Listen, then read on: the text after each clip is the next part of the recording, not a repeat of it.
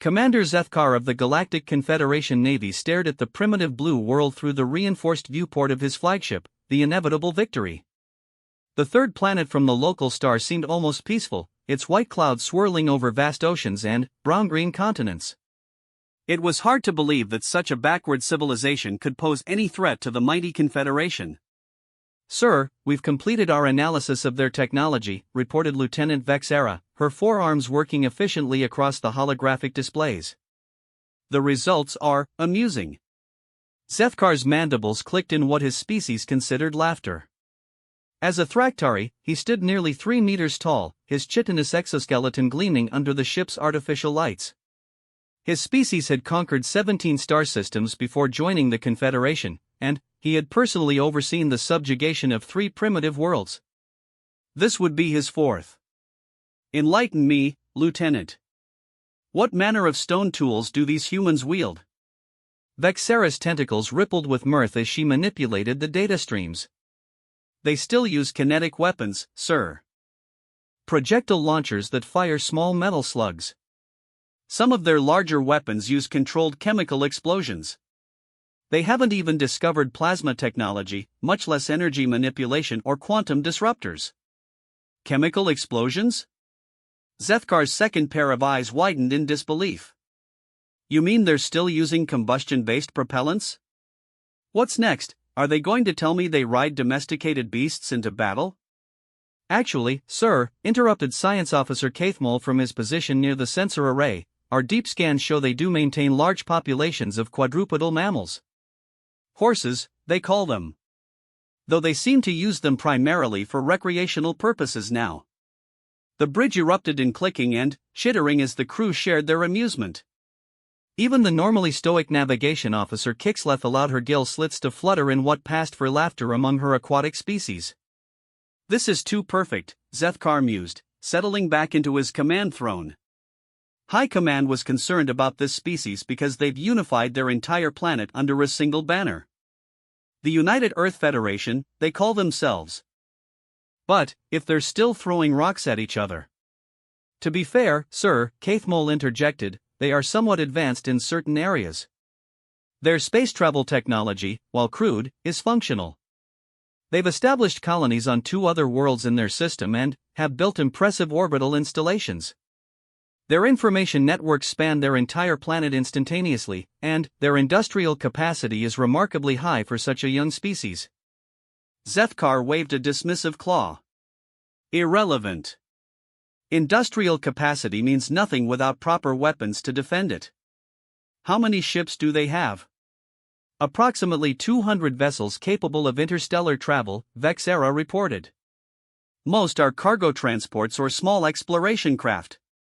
Their largest military vessels are what they call destroyers and cruisers, roughly equivalent to our patrol boats in size. Nothing larger than 800 meters. 800 meters?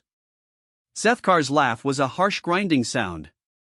"My flagship alone is 1,500 meters, and I'm commanding only a light subjugation fleet.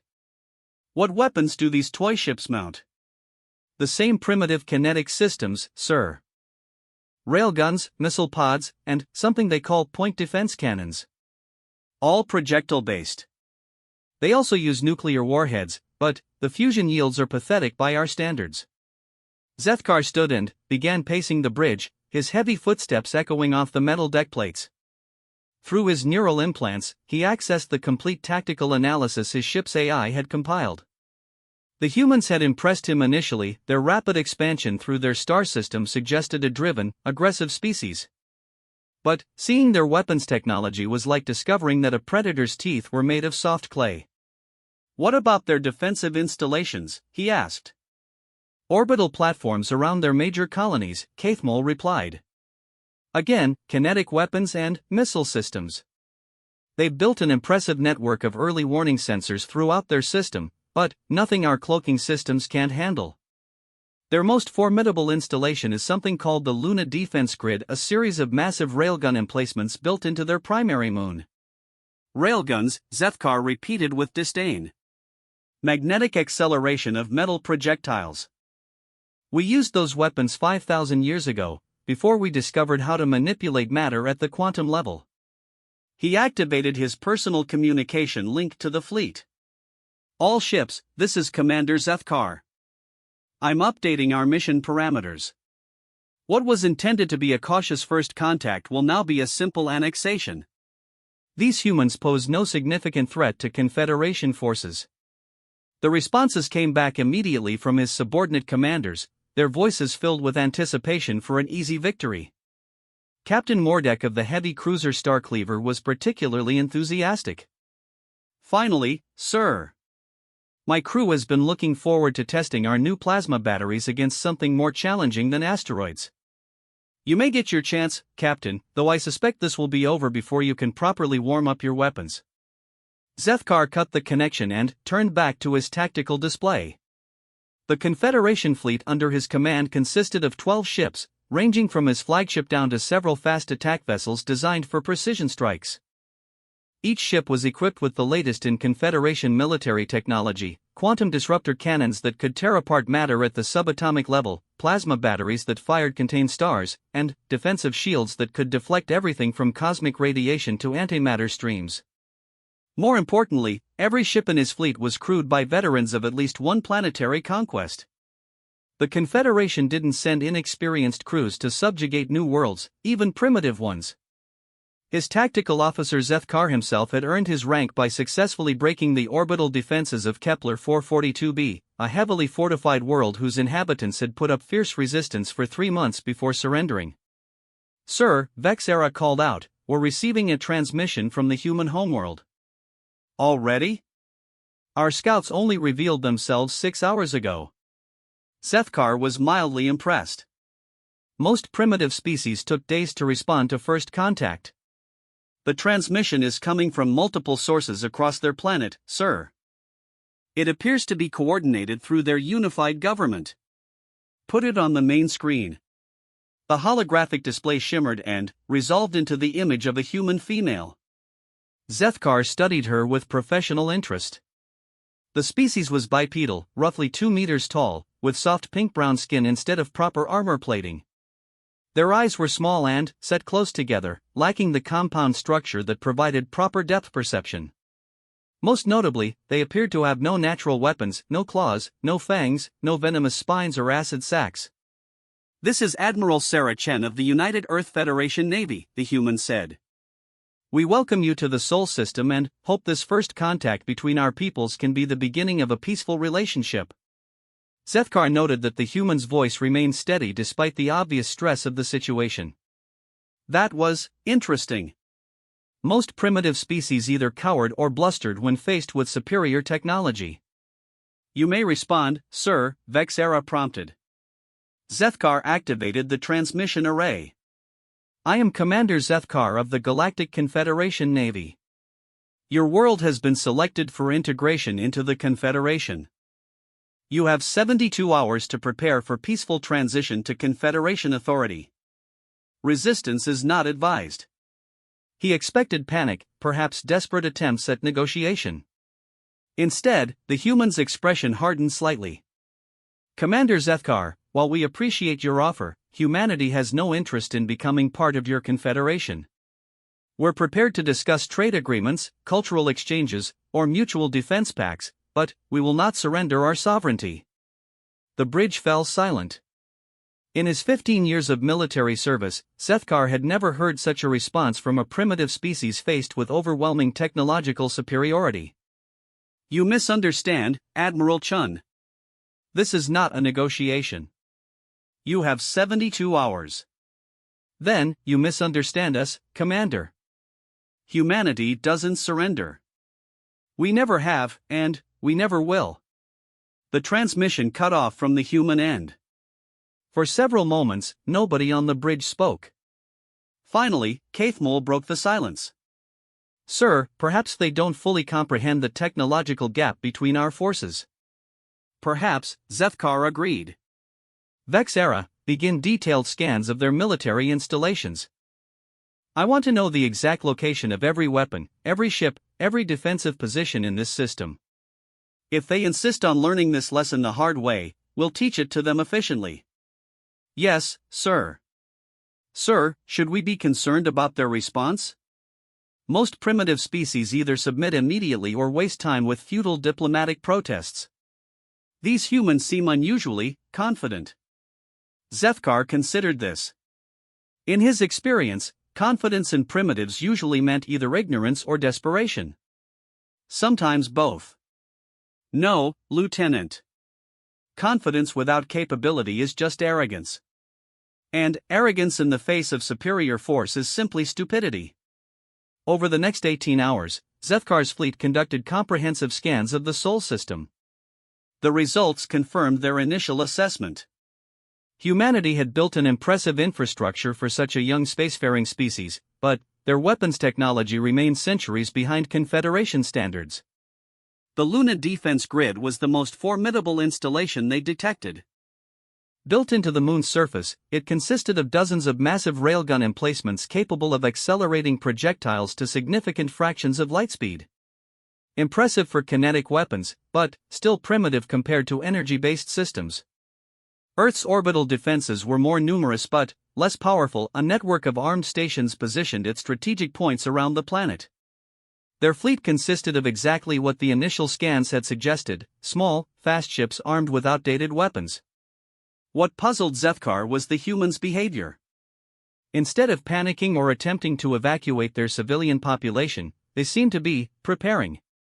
His long-range sensors detected increased industrial activity across their colonies, rapid movement of ships between installations, and what appeared to be large-scale mobilization of their military forces. "They're not acting like a primitive species facing inevitable defeat," he commented to his senior staff during their planning session. "Perhaps they're simply naive about the realities of interstellar warfare," suggested Captain Mordek via hologram. "Many primitive species have inflated opinions of their own capabilities." Or, offered Science Officer Kathmol, "they might possess some capability we haven't detected yet." Zethkar activated the tactical display showing the complete Sol system. Human ships were moving in coordinated patterns between their installations, but nothing suggested any hidden weapons or advanced technology. "What could they possibly have that our sensors can't detect?" he asked. Kathmol's tentacles writhed in an expression of uncertainty. "Unknown, sir. But their confidence seems disproportionate to their apparent capabilities." "Confidence or stupidity," Zethkar replied. "We'll find out soon enough." The second day brought a surprise. Instead of the desperate diplomatic overtures Zethkar expected, the humans transmitted a simple message: "Commander Zethkar, this is your final warning to leave our system peacefully." A warning from a primitive species to the Galactic Confederation Navy. Zethkar's mandibles clicked in genuine amusement. "Vexera, open a channel to High Command. I want to report this exchange. They'll find it entertaining." "Sir," his communication officer interrupted, "we're receiving multiple transmissions from across the system. The humans appear to be broadcasting on all frequencies." "Another diplomatic appeal?" "No, sir. It's music." "Music?" "Yes, sir. Various forms of human artistic expression. Some instrumental, some vocal. All being broadcast from their homeworld and colonies simultaneously." Zethkar frowned. Why would they broadcast music at a time like this? Kathmol's sensors were already analyzing the transmissions. "Sir, the music appears to be diverse.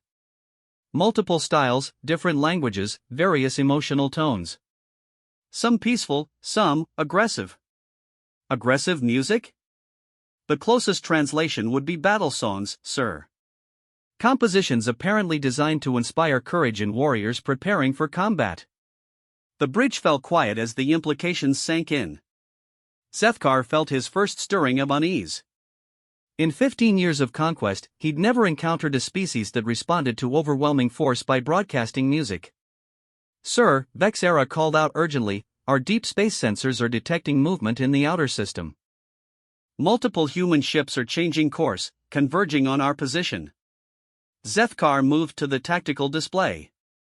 Sure enough, nearly every human vessel in the system was moving toward the Confederation fleet. Not fleeing, advancing. "How many ships?" 187 vessels of various classes, sir. They'll reach our position in approximately 14 hours. All of them? Zethkar stared at the display. They're sending their entire fleet against us? Even allowing for primitive tactics, this was unexpected. Most species, when faced with technologically superior foes, would disperse their forces to preserve what they could for guerrilla operations or last-ditch defense of their homeworld. The humans were doing the opposite, concentrating everything they had for a direct confrontation. Sir, Caithmol said quietly, this behavior is unprecedented in our historical records. No primitive species has ever responded to Confederation contact this way. Zethkar studied the tactical display for several minutes. The human fleet was moving in good order, maintaining proper formation discipline as they advanced. Their largest ships, the destroyers and cruisers, formed the center of their formation, while smaller vessels took positions that suggested they understood basic fleet tactics. They know they can't win, he said finally. Their technology is centuries behind ours. Their ships are smaller, their weapons are primitive, and we outnumber them in terms of actual firepower by at least 10 to 1. So why are they doing this? Perhaps, Vexera suggested, they intend to make a symbolic gesture. Fight heroically against impossible odds, then surrender with honor intact. Or, Caithmol added, they might be planning some form of suicide attack. Primitive species sometimes resort to desperate measures when facing extinction. Zethkar considered both possibilities. Symbolic gestures were common among primitive cultures, but usually involved much smaller forces, elite units or volunteer squadrons, not entire fleets. And suicide attacks were typically conducted by small, fast vessels loaded with explosives, not organized battle formations. There's a third possibility, he said slowly. They might actually believe they can win. The bridge crew exchanged glances. The idea seemed absurd, but it was the only explanation that fit the humans' behavior. Sir, the communications officer called out, we're receiving another transmission from the human fleet. Put it through. The hologram resolved into a different human this time, a male with graying hair and numerous decorations on his uniform. Behind him, Zethkar could see what was obviously a ship's bridge, with humans working efficiently at various stations. Commander Zethkar, this is Admiral Marcus Webb, commanding the Human Defense Fleet. We're currently 12 hours from your position and closing. I'm transmitting the complete specifications for our weapons and defensive systems, as well as our tactical doctrine, for your review. Zethkar blinked in surprise. You're giving us your military secrets? We're giving you the chance to understand what you're about to face, Admiral Webb replied calmly. We prefer to avoid unnecessary casualties on both sides. The transmission ended, and immediately Zethkar's computers began receiving detailed technical data about human military technology. Everything: weapon specifications, ship blueprints, tactical manuals, even their military communications protocols. Why would they do this? Vexera asked, echoing Zethkar's own confusion. Caithmol was already analyzing the incoming data. Sir, this is comprehensive intelligence about their entire military structure. With this information, we could predict their every move, counter their every strategy. Which is exactly why no species would ever voluntarily provide it, Zethkar finished. Unless they were confident it wouldn't matter. He felt a chill run through his exoskeleton. In all his years of conquest, no enemy had ever handed him complete intelligence about their capabilities. The act suggested a level of confidence that bordered on arrogance or desperation so complete that they had nothing left to lose. Sir, should we withdraw to a safer distance and request reinforcements from high command? Zethkar almost agreed. But, then, his pride as a Confederation officer reasserted itself. He commanded 12 modern warships crewed by experienced veterans and equipped with weapons that could annihilate planets. The humans had admitted they were still using kinetic projectiles and chemical explosives. No, he decided. We'll meet their fleet as planned. But I want all ships at maximum alert.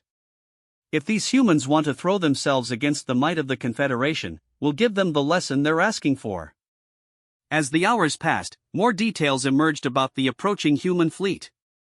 Their largest ships were barely half the size of Confederation cruisers, and their weapons were exactly what the initial scans had indicated: kinetic systems that fired metal projectiles at high velocity. What continued to puzzle Zethkar was their formation. The humans were advancing in a complex multi-layered arrangement that suggested sophisticated tactical thinking. Their smaller ships were positioned to provide overlapping fields of fire while their larger vessels formed a solid central core. It was exactly the formation he would expect from experienced naval commanders familiar with modern space combat. "Sir," Caithmole reported, "I've completed analysis of the human technical data. Their weapons are indeed primitive by our standards, but they appear to be very well-designed primitive weapons. Their railguns achieve remarkable accuracy and muzzle velocity for kinetic systems, and their missiles incorporate some clever guidance technologies." "Clever or not, kinetic weapons can't penetrate our shields," Zethkar replied. "A projectile is just a projectile, regardless of how fast it's moving." "Yes, sir. Though I should note that some of their larger projectiles are moving at nearly 15% of light speed. That's substantial kinetic energy." Zethkar waved a dismissive claw. "Our shields can deflect cosmic rays and antimatter particles. Metal slugs won't be a problem." 8 hours before the projected engagement, the humans transmitted one final message. This time it came from Admiral Chen again, but she was clearly on a different ship, larger, more heavily armed based on the bridge layout visible behind her. "Commander Zethkar, this is your final opportunity to withdraw from our system peacefully. We don't want this fight, but we're prepared for it." "Admiral Chen," Zethkar replied formally, "I appreciate your species' courage, but courage without capability is meaningless. You're about to learn why the Confederation rules this galaxy." Admiral Chen's expression didn't change. "Commander, with respect, I don't think you understand what you're about to face. Humanity has been preparing for this day since we first looked at the stars and realized we weren't alone. We've studied every aspect of interstellar warfare, analyzed every possible scenario, and built our entire military doctrine around one simple principle. Which is that someday we'd meet someone bigger, stronger, and more technologically advanced than us. And when that day came, we'd have to win anyway." The transmission ended. Zethkar stared at the empty hologram projector for several seconds. Around him, his crew worked quietly at their stations, making final preparations for battle. But something in Admiral Chen's words had struck him oddly. "Caithmole," he called out, "access the human technical data again. I want you to focus on something specific. Look at their research and development history. How long have they been working on these weapons?" "Checking now, sir." Caithmole's tentacles danced across his console. "Sir, this is unusual. According to their own records, humans achieved spaceflight only 120 years ago. But they've been developing military technology for much longer than that." "How much longer?" "At least 3,000 years of continuous warfare, sir. They have detailed historical records of conflicts dating back to their earliest civilizations. And their weapons development appears to have accelerated dramatically once they achieved nuclear technology." Zethkar felt another chill. "They've been at war for 3,000 years? "Not continuously, sir, but frequently. Their historical records show major conflicts occurring approximately every 50 to 100 years throughout their recorded history. And they appear to have learned from each one." The implications began to sink in. Most species developed military technology out of necessity, to defend against specific threats or to conquer particular enemies. But the humans seem to have developed their weapons in anticipation of unknown future conflicts. "Sir," Vexera interrupted, "the human fleet will be in weapons range in 1 hour. Should we deploy our ships for battle?" Zethkar looked around his bridge one final time. His crew was experienced, his ships were powerful, and his weapons were centuries ahead of anything the humans possessed. By every rational measure, the coming battle should be a simple demonstration of Confederation superiority. So why did he feel like he was missing something important? Yes, he decided. All ships to battle stations. And Vexera? Yes, sir? Make sure our shields are at maximum power. Something tells me we're going to need them. The first salvo came from the human fleet at a range that astounded Commander Zethkar. His sensors detected the launch of hundreds of projectiles while the enemy ships were still 8 light minutes away, far beyond the effective range of any kinetic weapon he'd ever encountered. "Sir, the humans have opened fire," reported Lieutenant Vexera, her voice carrying a note of confusion.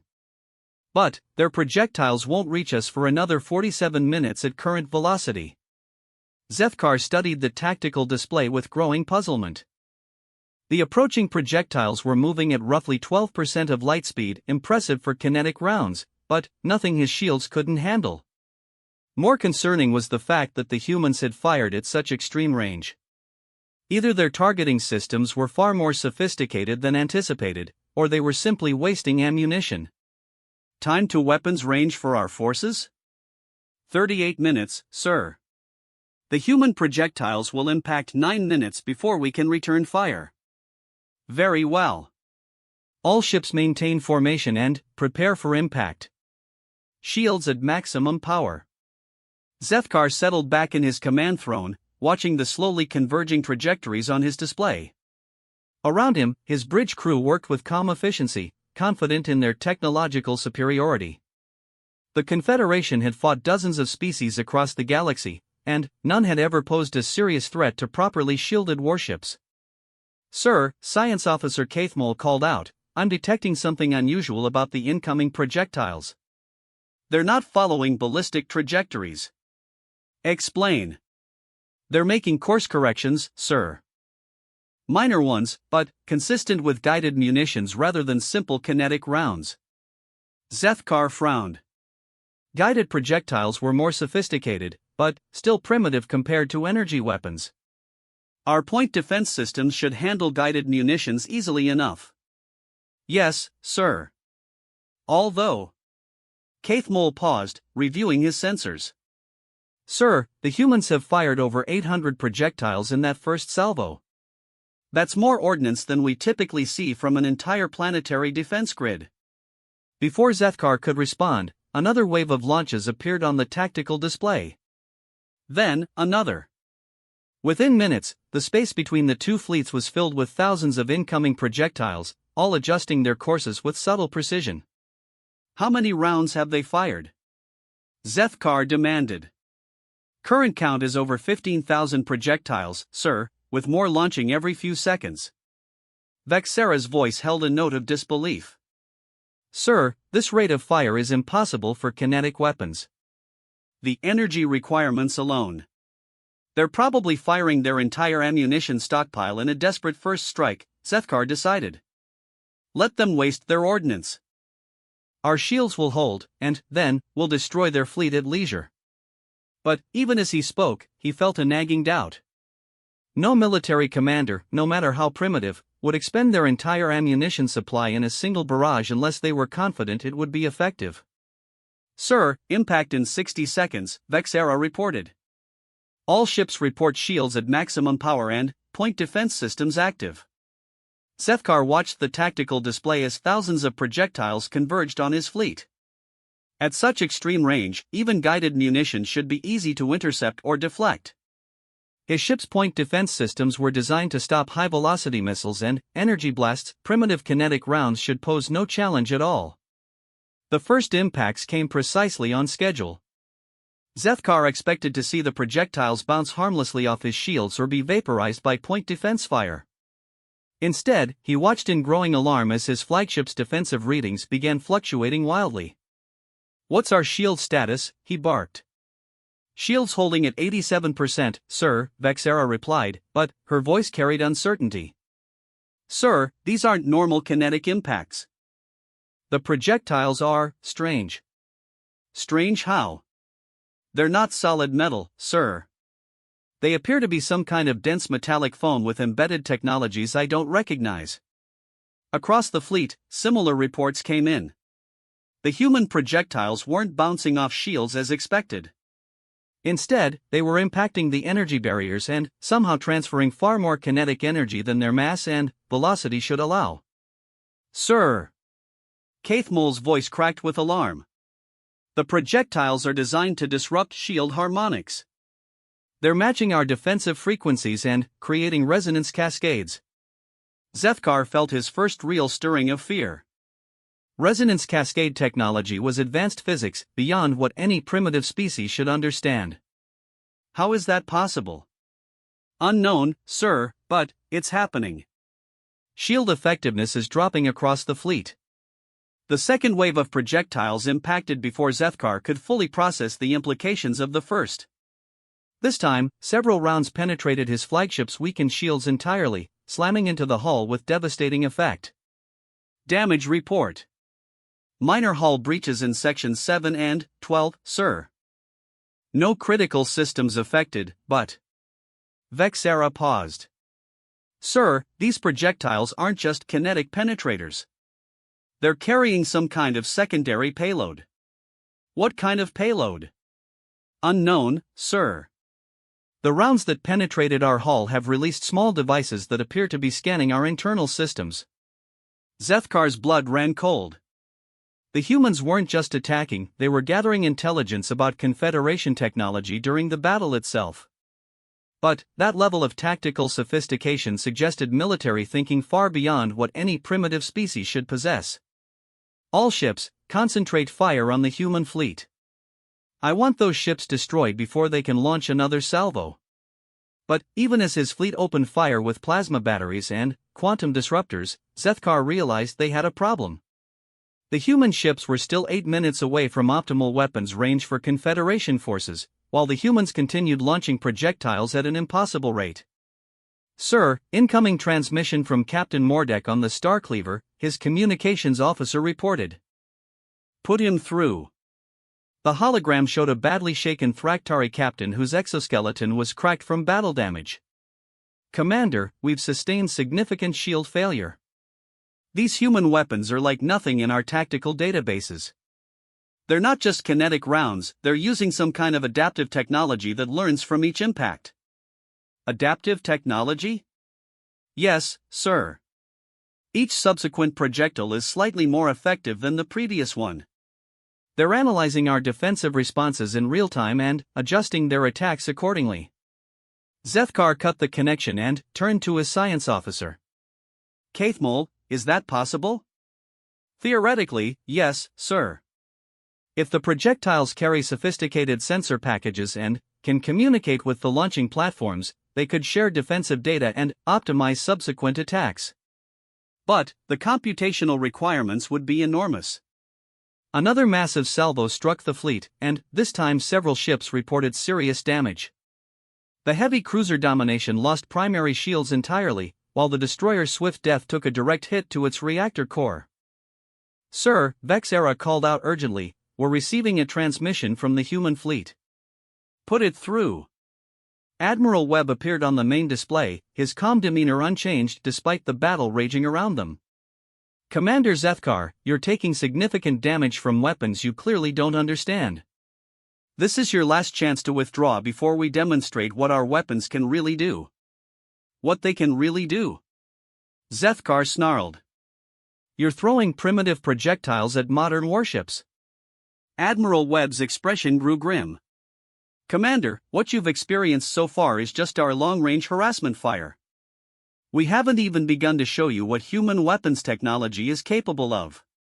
The transmission cut off, and immediately Zethkar's sensors detected a change in the human fleet's behavior.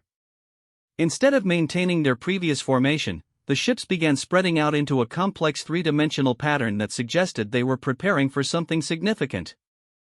Sir, the human ships are within our weapons range now, Vexera reported. Shall I order the fleet to open fire? Yes. All ships, full bombardment. I want those primitive ships turned to vapor. The Confederation fleet unleashed its fury. Plasma batteries that could melt asteroids, quantum disruptors that could tear apart matter at the subatomic level, and particle beams that could pierce planetary crusts all focused on the advancing human ships. Zethkar expected to see the human fleet disintegrate under the assault. Instead, he watched in astonishment as the enemy vessels began performing maneuvers that should have been impossible for ships of their size and design. How are they moving like that? He demanded. Unknown, sir, Cathmole replied, his sensors working frantically. They're changing direction and velocity in ways that violate our understanding of momentum conservation. It's as if their ships have no mass. The human ships dance through the Confederation barrage like fighter craft, despite being hundreds of meters long. They spun, rolled, and twisted through space with an agility that defied physics, avoiding direct hits while maintaining their formation integrity. Worse, they were returning fire. But these weren't the same long-range projectiles they'd been using. These were something entirely different. Sir, massive energy spike from the human flagship, Vexera warned. They're charging some kind of weapon system that doesn't match anything in their technical specifications. I thought they only had kinetic weapons. They did, sir. This is something else entirely. The human flagship fired, and a beam of coherent energy struck the Confederation destroyer Inevitable Conquest amidships. The ship's shields held for approximately 3 seconds before collapsing entirely, and then, the beam continued through the hull as if the armored plating were made of paper. That was a plasma lance. Sethkar shouted. They don't have plasma technology. But, even as he spoke, more human ships opened fire with energy weapons that matched or exceeded Confederation capabilities. Plasma beams, particle cannons, and what appeared to be focused gravity waves tore into his fleet with devastating accuracy. Sir, emergency transmission from the Starcleaver, his communications officer called out. Captain Mordek appeared on screen, his bridge burning behind him. Commander, they've got weapons we've never seen before. My ship is losing structural integrity, and my engines are. The transmission cut off as the Starcleaver exploded in a brilliant flash of plasma fire. How is this possible? Zethkar demanded. Our intelligence indicated they only had primitive kinetic weapons. Sir, Cathmole said quietly, I believe we may have misunderstood something fundamental about human technology. Explain. The technical specifications they transmitted to us were accurate, sir. They do primarily use kinetic weapons. But, I think those kinetic weapons were just their standard equipment. The implications hit Zethkar like a physical blow. You mean they have advanced weapons they didn't tell us about? More than that, sir. I think they've been developing weapons specifically designed to counter energy-based technology like ours. The kinetic projectiles weren't their primary weapons, they were testing rounds designed to probe our defenses and gather data about our capabilities. As if to confirm Cathmole's analysis, the human fleet suddenly changed tactics again.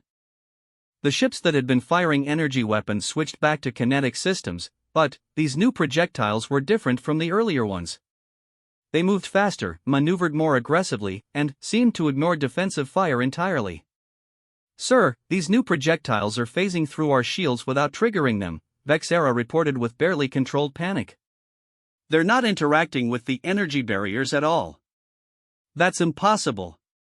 They're using some kind of selective phase technology, sir.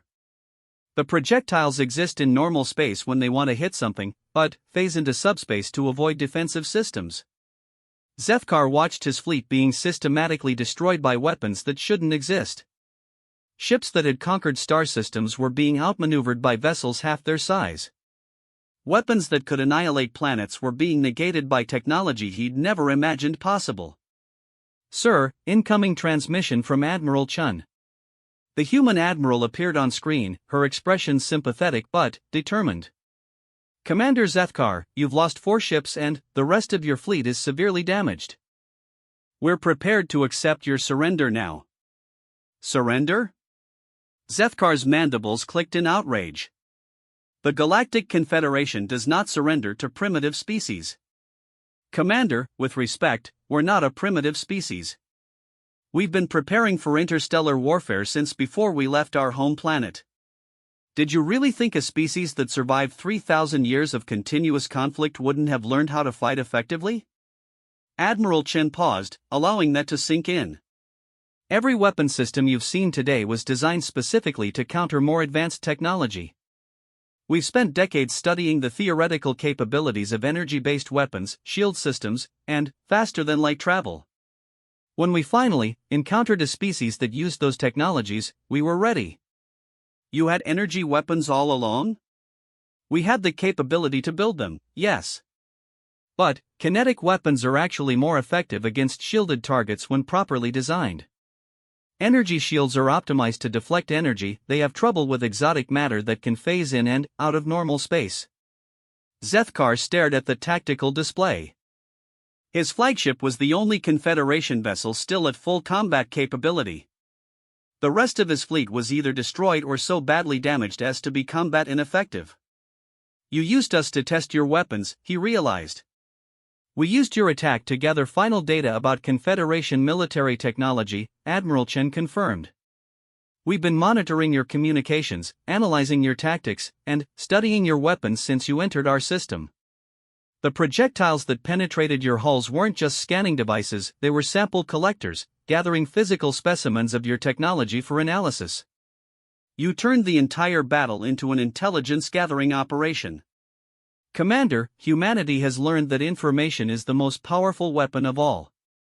We may not have your advanced technology, but we understand something you apparently don't, that every technology has weaknesses, and every strength can be turned into a vulnerability with sufficient preparation. Admiral Chan leaned forward. We've been waiting for this day since we first developed spaceflight. We knew that eventually we'd encounter a more advanced civilization, and we've spent over a century preparing for that encounter. Every human ship, every weapon, every tactical doctrine has been designed around the assumption that our enemies would be bigger, stronger, and more technologically advanced than us. And your conclusion was that you could still win? Our conclusion was that technological advantage means nothing if you don't understand your enemy's capabilities. You came here expecting to fight a primitive species with crude weapons. Instead, you encountered a military force that has been specifically designed to counter your technological advantages. Zethkar looked around his bridge one final time. His crew was staring at him, waiting for orders that would determine whether they lived or died. Outside, the human fleet maintained their position, weapons trained on his flagship but not firing. "What are your terms?" he asked quietly. "Simple. You will leave our system immediately and report to your Confederation that humanity is not available for conquest. In exchange, we'll spare your remaining ships and allow you to depart with full honors." "And if the Confederation sends a larger fleet?" Admiral Chen's smile was cold. "Then, we'll be ready for them too." "Commander, humanity has been preparing for galactic warfare for over a century. What you've seen today is just the beginning of our capabilities." Zethkar made his decision. "All ships, stand down weapons and prepare for immediate departure from this system." "Sir?" Vexera asked in confusion. "We're leaving, Lieutenant. We came here to fight primitives and found ourselves facing the most sophisticated military force any of us have ever encountered." He activated his fleet communications. "All ships, emergency withdrawal to hyperspace. We need to report this to High Command immediately." As his battered fleet prepared for departure, Zethkar found himself studying the human formation one last time. They maintained perfect tactical discipline, their weapons still trained on his ships but not threatening unless threatened themselves. "Sir," Kaithmul said quietly, "there's something else you should know." "What?" "I've been analyzing the energy signatures from their weapons systems." "Sir, the humans have technology that's not just equal to ours, in some areas, it's significantly more advanced." "More advanced?" "Their phase shift projectiles use principles we don't fully understand. Their ship maneuvering systems appear to manipulate inertia in ways that shouldn't be possible." "And their energy weapons?" Kaithmul paused. "Sir, I believe they reverse-engineered our technology and, then, improved it." "How could they reverse-engineer technology they'd never seen?" "The same way they predicted our tactical doctrine, sir. They studied theoretical physics until they understood the principles behind advanced technology, then developed countermeasures and improvements without ever seeing the actual hardware." Zethkar felt a chill that had nothing to do with the temperature of his ship. "You're saying they out-engineered us without ever having access to our engineering?" "Yes, sir." "And if they could do that with weapons technology?" The implications were staggering. Humanity hadn't just defeated a Confederation fleet, they demonstrated the ability to theoretically surpass Confederation technology through pure scientific analysis and innovation. "Sir, we're ready for hyperspace transition," his navigation officer reported. "Execute immediately." As his flagship entered hyperspace and the Sol system vanished behind them, Zethkar began composing his report to High Command. But he found himself struggling with how to explain what had happened. How do you tell the most powerful military force in the galaxy that they've just encountered a species that makes them obsolete? "Sir?" Vexera asked. "What will you tell High Command?" Zethkar considered this for a long moment. "I'll tell them the truth, Lieutenant. That humanity represents the greatest military threat the Confederation has ever faced, and that any future contact with them should be conducted with extreme caution." "Do you think they'll believe us?" "Probably not," Zethkar admitted. "But that's High Command's problem now. Our job was to assess the human threat level." Mission accomplished. He stared out at the swirling energies of hyperspace and tried not to think about what would happen when the Confederation inevitably decided to send a larger fleet to deal with humanity. Somehow, he didn't think it would go any better than his own mission had. High Admiral Vorthake of the Galactic Confederation reviewed Commander Zethkar's report for the third time, his 8 eyes scanning the holographic text with growing disbelief. Around the circular chamber of the High Command Council, representatives from 12 different species maintained various expressions of skepticism, confusion, and outright dismissal. "Let me understand this correctly," rumbled General Kaksik, his massive stone-like form shifting on the specialized platform designed for his weight. "Commander Zethkar claims that a primitive species using kinetic weapons defeated a modern Confederation fleet?"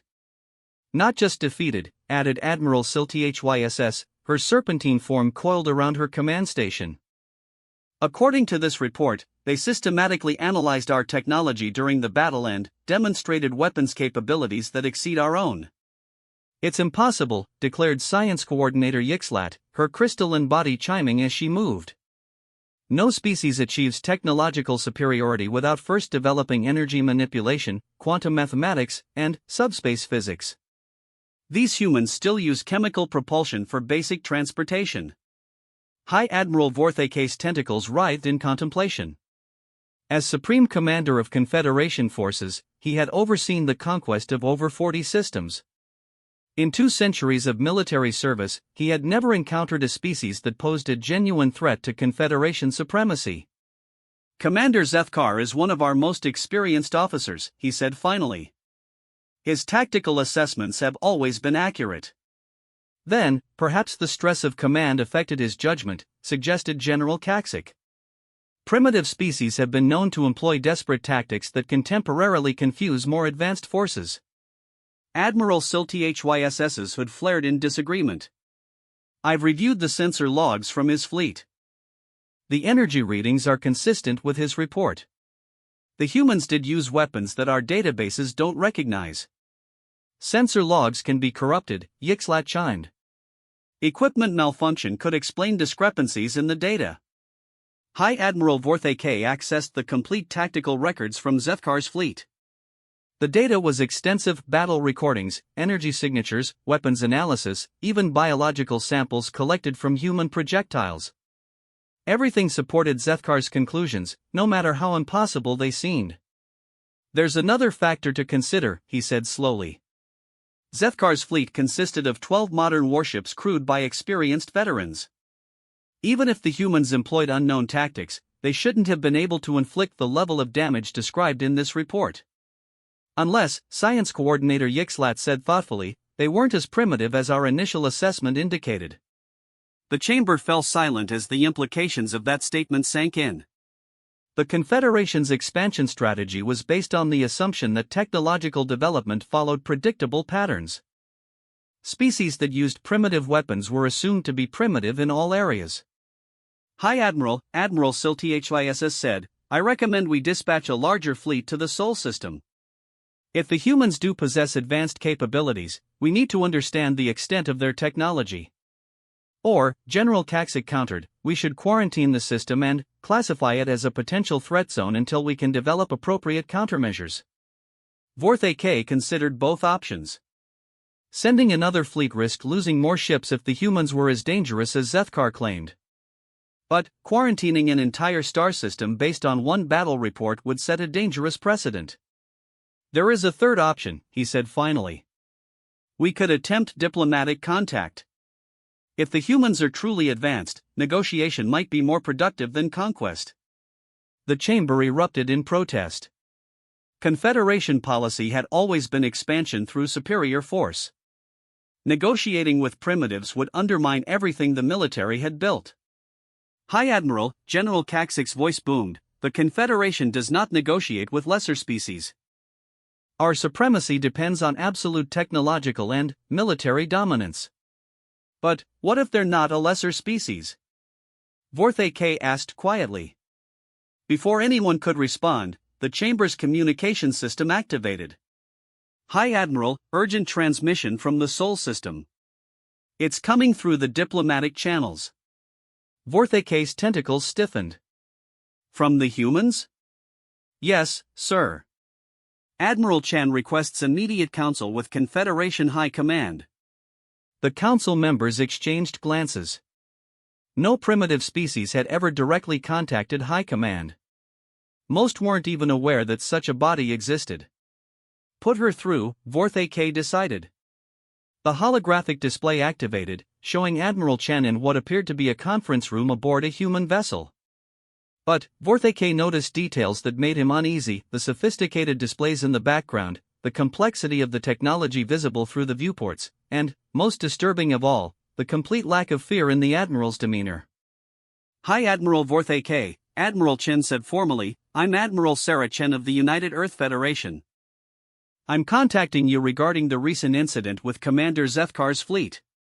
Admiral Chen, Vorthe K replied carefully, the Confederation acknowledges your transmission. We understand there was a misunderstanding regarding our first contact protocols. Admiral Chen's expression remained neutral. High Admiral, there was no misunderstanding. Your fleet came to our system with the intent to conquer our worlds and enslave our population. We defended ourselves. Your defensive measures resulted in significant damage to Confederation vessels, General Kaksik interrupted, his voice carrying obvious anger. General, your fleet opened fire first, Admiral Chen replied calmly. We merely responded with appropriate force. Vorthe K studied the human commander carefully. Everything about her suggested a military professional of the highest caliber, calm under pressure, confident without arrogance, and clearly intelligent enough to understand the implications of the situation. Admiral Chen, our records indicate that your species uses primitive kinetic weapons. How do you explain the energy signatures detected during the engagement? Admiral Chen smiled slightly. High Admiral, your records are incomplete. We use kinetic weapons as our primary armament because they're more effective against shielded targets than energy weapons. But we've been developing advanced technology for over a century. Science Coordinator Yixlat leaned forward, her crystalline form chiming with interest. You claim to have developed advanced technology without following standard technological progression patterns? Coordinator Yixlat, isn't it? Admiral Chen's smile widened.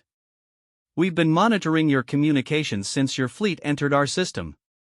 Yes, we developed advanced technology through theoretical research rather than gradual discovery. When you know what's possible, it's much easier to figure out how to make it work. The implications were staggering. If humanity had been monitoring Confederation communications, they potentially had access to technical specifications for every major weapons system and defensive technology the military used. How long have you been monitoring our communications? Vorthe K asked. Since we detected your first scout ship 18 months ago, Admiral Chen replied matter-of-factly. We've had time to analyze your technology, study your tactics, and prepare appropriate countermeasures. 18 months? Admiral Silty-HYSS's hood flared wide. Our scouts are equipped with the most advanced stealth technology in the galaxy. Admiral Silty-HYSS, your stealth technology is based on bending electromagnetic radiation around your ships. It works very well against species that rely on similar detection methods. But, we use gravitational sensors that detect mass displacement directly. Your ships are invisible to conventional sensors, but they still have mass. Vorthak felt a chill run through his nervous system. Gravitational detection was theoretically possible but required enormous computational power and energy expenditure. Most species considered it impractical for routine use. Admiral Chen, he said slowly, what exactly do you want from this conversation? High Admiral, humanity wants to establish formal diplomatic relations with the Galactic Confederation. We're prepared to share certain technologies in exchange for recognition of our sovereignty and trade agreements. Shared technologies? General Kaksik's laughter was like grinding stone. What could a primitive species possibly offer the Confederation? Admiral Chan's expression grew serious.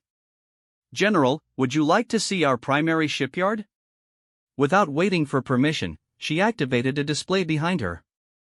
The image showed a massive space station larger than anything in the Confederation fleet, with construction bays that could accommodate ships of unprecedented size. This is Luna Station, Admiral Chen explained. Our primary military construction facility. The ships you encountered were from our patrol fleet. Our main battle fleet consists of vessels significantly larger and more heavily armed. The image shifted to show the interior of one of the construction bays. Inside was a ship that dwarfed the largest Confederation dreadnoughts, its hull covered with weapon systems that Vorthak didn't recognize. The UES Defiant, Admiral Chen continued. Our first dreadnought-class vessel. 2 kilometers long, armed with weapons systems based on technology we've developed specifically to counter advanced civilizations. Science Coordinator Yixlat's chimes were so rapid they created a continuous musical tone. Those weapon configurations, they're designed to counter every type of advanced weapon system we've ever developed. Coordinator, we've had 18 months to study your technology and develop appropriate responses. The Defiant carries weapon systems designed to neutralize plasma batteries, quantum disruptors, antimatter cannons, and every other advanced weapon in your arsenal. High Admiral Vorthak realized that the situation had fundamentally changed. This was no longer about conquering a primitive species, this was about how to deal with a potential military equal. Admiral Chen, what are your terms for diplomatic relations? Simple, High Admiral. The Confederation recognizes human sovereignty over the Sol system and agrees to treat humanity as an equal member of the galactic community. In exchange, we're prepared to share our gravitational detection technology, our phase shift weapon systems, and our inertial manipulation technology. The council chamber erupted in heated discussion. The technologies Admiral Chen had mentioned were generations ahead of current Confederation capabilities. Phase shift weapons could penetrate any known defense, while inertial manipulation would revolutionize space travel. But Vorthak was focused on a more troubling implication. Admiral, you mentioned these technologies specifically. Are we correct in assuming you've already analyzed our weaknesses and developed countermeasures for our entire military doctrine? Admiral Chen nodded. High Admiral, we've been preparing for this day since we first achieved spaceflight. We knew that eventually we'd encounter more advanced civilizations, and we've spent over a century developing technologies specifically designed to level the playing field. And if the Confederation decides that humanity represents too great a threat to be allowed to exist? Admiral Chen's expression hardened. Then, you'll discover what happens when a species that's been preparing for galactic warfare for 100 years decides to stop being diplomatic. The chamber fell silent. In 2 centuries of Confederation expansion, no species had ever made such a direct threat to high command. Admiral, Vorthak said carefully, are you saying that humanity could pose a military threat to the entire Confederation? High Admiral, I'm saying that humanity has been preparing for exactly that possibility since we first looked at the stars and realized we weren't alone. We've built our entire civilization around the assumption that someday we'd face enemies with superior technology and greater numbers. Admiral Chen leaned forward. Every human learns military tactics in school. Every human settlement has defensive installations. Every human colony maintains weapons stockpiles designed to fight advanced enemies. We've turned our entire species into a military force designed for one purpose: to survive contact with advanced galactic civilizations. The implications were overwhelming. Humanity hadn't just developed advanced weapons, they'd built an entire civilization based on military preparedness against theoretical future enemies. Admiral Chen, Vorthake said finally, the Confederation will need time to consider your proposal. Of course, High Admiral. But, please understand that time is not unlimited. We've detected other Confederation fleets moving toward our borders. If they enter the Sol system with hostile intent, we'll consider it an act of war. And, your response would be? Admiral Chen's smile was cold. High Admiral, we've spent a century preparing for galactic warfare. Our response would be comprehensive. The transmission ended, leaving the council chamber in stunned silence. High Admiral, Admiral Silty said finally, what are your orders? Vorthake looked around the chamber at the representatives of the most powerful military force in the galaxy. For the first time in his career, he felt genuinely uncertain about the Confederation's supremacy. We're going to do something the Confederation has never done before, he said slowly. We're going to negotiate with equals. High Admiral, General Kaksik protested, accepting these humans as equals would undermine the fundamental basis of Confederation authority. General, if Admiral Chen is telling the truth, they're not equals, they're superiors. A species that can develop theoretical countermeasures to technologies they've never seen is operating on a level we don't understand. Vorthake activated his command console. I'm ordering all Confederation fleets to maintain a minimum distance of 5 light-years from the Sol system until further notice. And, I'm convening an emergency session of the full Galactic Council. Sir? Science Coordinator Yixlat chimed in confusion. Coordinator, we may have just discovered that the most dangerous species in the galaxy is one we were planning to conquer with a single light fleet. If humanity has really been preparing for galactic warfare for a century, then, our entire expansion strategy may be obsolete. As his subordinates began implementing his orders, Vorthake found himself contemplating a disturbing possibility. What if humanity wasn't unique? What if there were other species out there that had similarly prepared for contact with advanced civilizations? For the first time since the Confederation's founding, the future of galactic expansion was uncertain. 6 months later, the Treaty of Sol was signed, establishing humanity as the first species to join the Galactic Confederation as an equal partner rather than a conquered territory.